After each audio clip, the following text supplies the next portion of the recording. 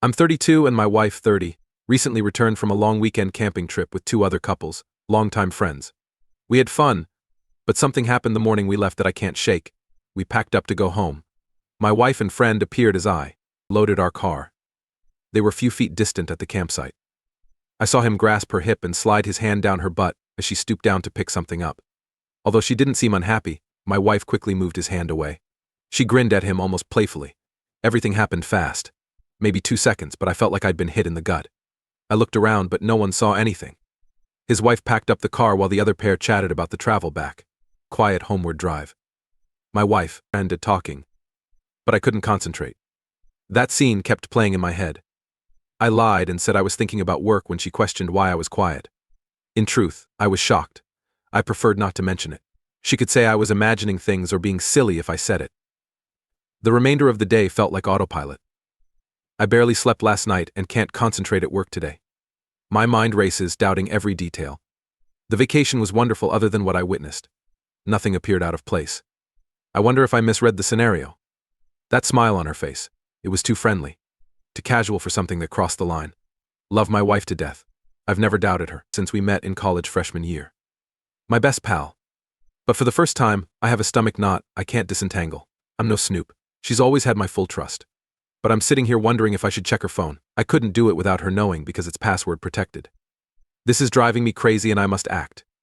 Would I be the a-hole to check her phone? How could I if it's password protected? Update. Found her iPad. It was passwordless. This is still connected to her phone after I entered. She has Telegram. They chatted there. I'm reading the messages, but she's cheating. No major breakdown yet. I'm attempting to stay calm to make the next right move without messing up. How should I proceed? Should I address her at home? Do I confront him at home? Please assist. Update 2. Many thanks for your advice. I haven't told her. Trying to catch up on work, I locked myself in my home office. She's trustworthy. I carried the iPad. So long as she not used it, she won't notice it's absent. As a precaution, I took pictures of their texts on my phone. I believe they've been talking for 8 months. Telegram appears to be their major communication channel. Nudes, sex messages, and plans to make their relationship public after leaving me and his wife have been sent. I can't believe she'd hurt me.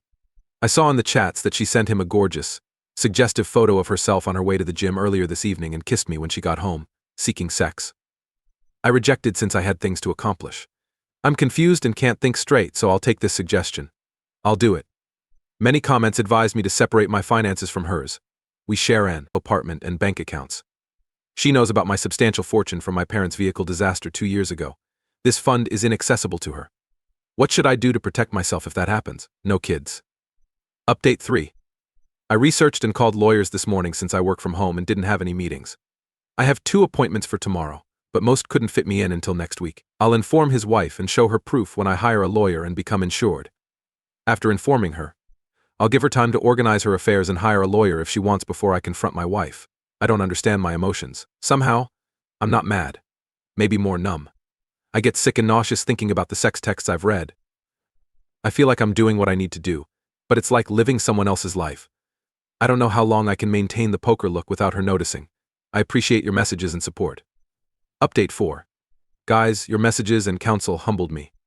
Not much has changed since yesterday. Gym work keeps me active.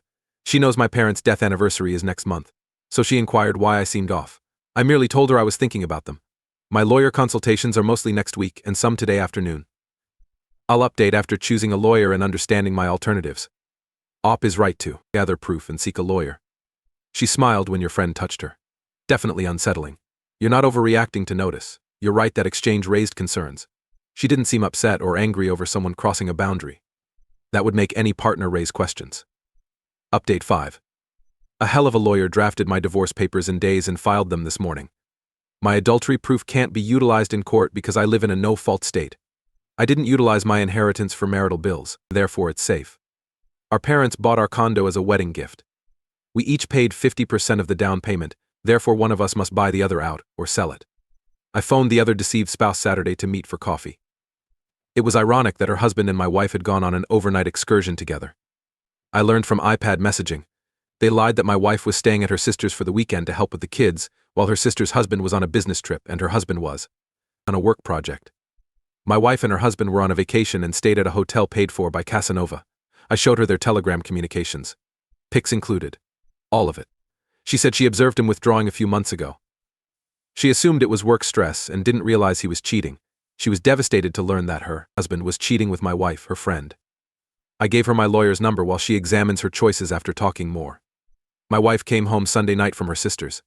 She kissed me as she entered, saying she missed me after spending the weekend with her partner. Her compartmentalization is nearly evil. I sat her down and requested a conversation.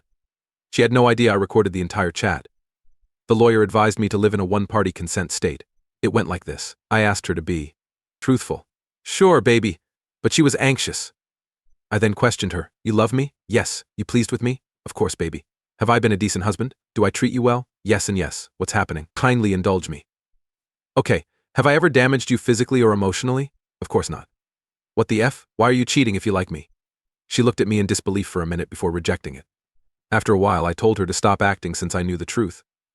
She broke down and confessed to kissing a man who had been hitting on her at a bar where she was out with her partner a few months before.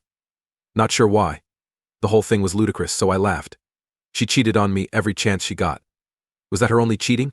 She insisted that it was the one time, a moment of weakness, intoxicated, and meaningless.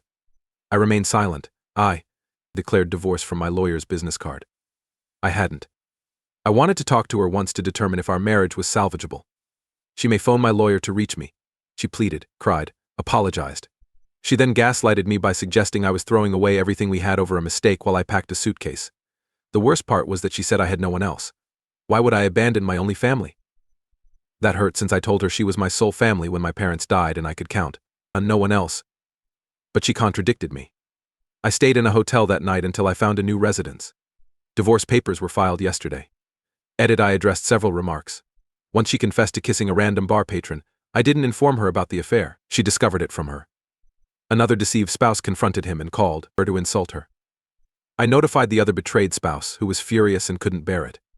He defiled her, so I understand. Instead of supporting her, he's been spending time with my wife while her mom is unwell and she's been traveling. I didn't, since she surprised me by saying she kissed a bar patron. It may seem minor compared to her secret life with my friend, but I think I realized how deeply she wanted to cheat on me at that point, which was shocking. I left because I was too angry to talk to her without yelling. Explaining why is difficult.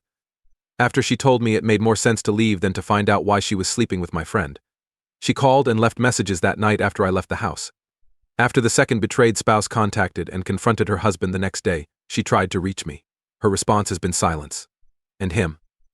I connected the dots because my wife stopped calling me after the other betrayed husband messaged to say she confronted him and phoned her. Edit. Many thanks for the messages and support.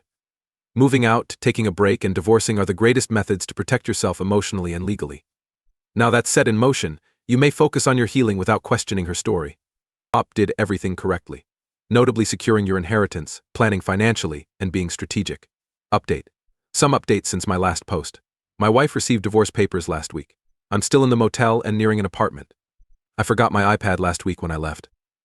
A few days later, I returned to get clothes and other stuff and found it. My wife argued with her bar companion, accusing her of telling me about her kissing that hot guy. It appears her pal has stopped talking to her. After the incident, his wife pushed him out and he's staying with his sister. She and I talked. She hired a divorce lawyer. The situation has been shared with our few common pals. Each has cut off touch with them.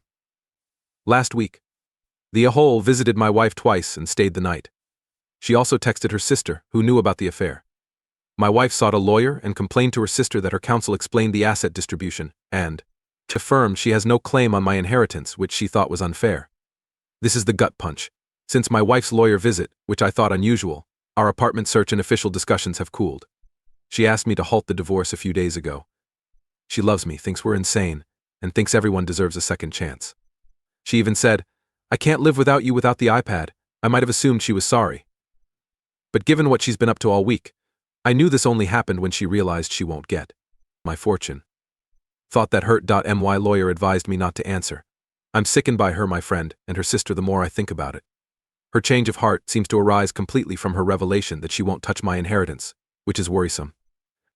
I repeatedly promised her I would use the money for a trust fund if we had children. I didn't touch it since it reminded me of my parents' death. She has disrespected me and my parents, who loved her and treated her like a daughter. Glad they're not here to witness this. Saw his wife on the weekend.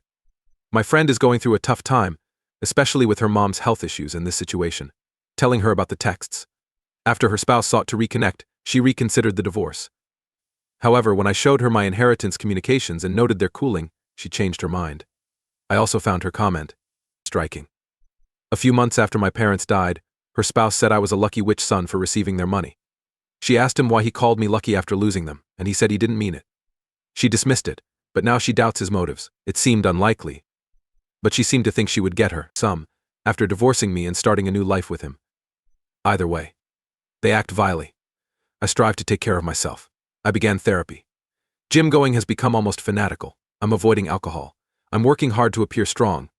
Several of my friends have commented my coldness is scary. It's the only way I can survive without my day-to-day without going crazy. The nights are tough.